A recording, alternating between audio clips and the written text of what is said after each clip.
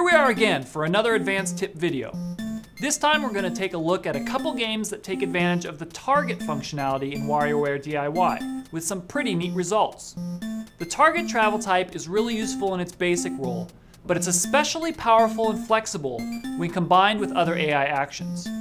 I'm always amazed at the advanced AI you can get in DIY from combining smaller, simpler AI pieces. And we're going to look at some cool effects we can achieve by combining targeting with other object actions and travel types.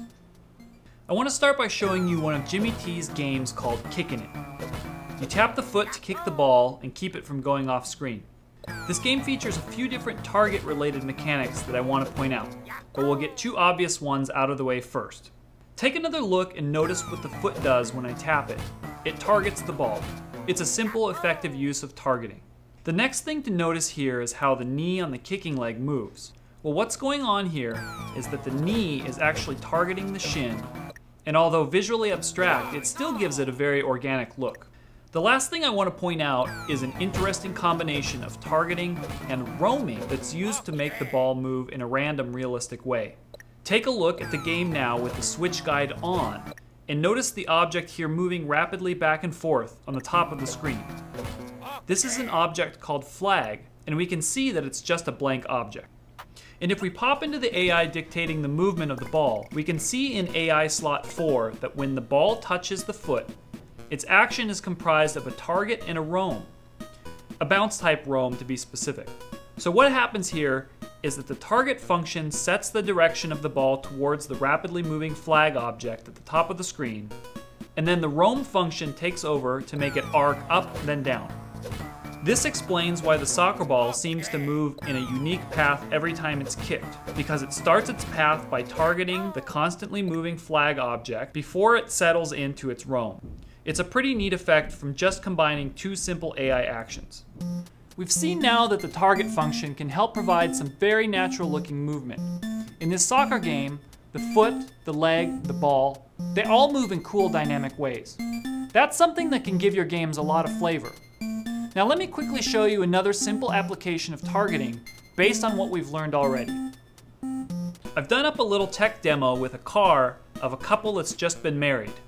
And I've created 3 can objects that I want to trail behind the car as if they were all attached to a string, you know, in the tradition of just married couples.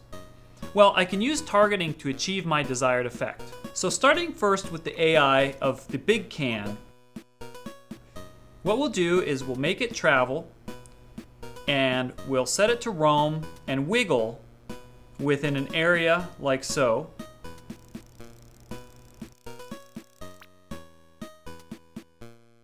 And we'll set the speed to normal. Now pay attention to the speed that I've set here. Now moving on, we'll go to our next can, to which again we'll travel, and this time we'll have it target the first can. And what we can achieve here is by targeting it at a relative position, we can get very organic movement out of the second can without making it move. It just targets the first. And we'll set it to a slow speed, which makes it look like it's following the first can. Now for the third can, what we'll do, again, is we'll have it target the second can.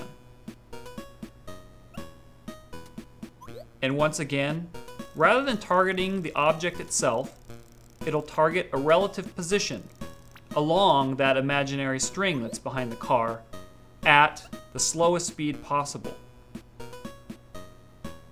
So by setting that, let's take a look at what we get when we see the game in action. So you can see the effect we're achieving here by chaining multiple objects together and targeting them at progressively lower speeds. I'm sure with a little imagination, you can picture using this technique for perhaps a kite streamer or maybe a fiery dragon tail. So, you've seen some interesting uses of the target function. And just to reiterate the point I made at the beginning of the video, the seemingly simple AI commands in DIY can be put together in creative ways for some impressive results. I hope you come up with some creative stuff on your own. See you next time.